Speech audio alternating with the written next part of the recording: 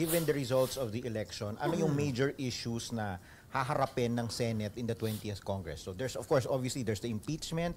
Ano pa?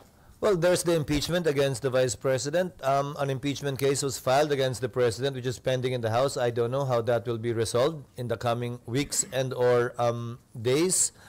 Nandyan yung mga panukalang batas na hindi namin mapapasa sa susunod na 2 linggo na kailangan pa rin bigyan ng pansin at tutukan sa susunod na tatlong taon.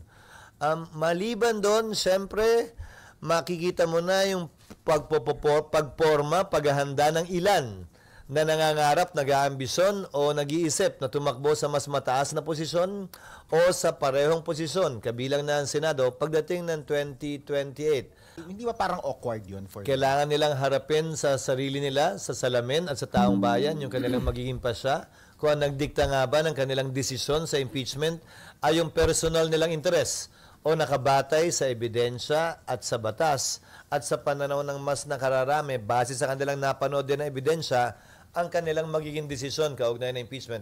It is up for each senator judge to defend his or her position in connection with that after trial.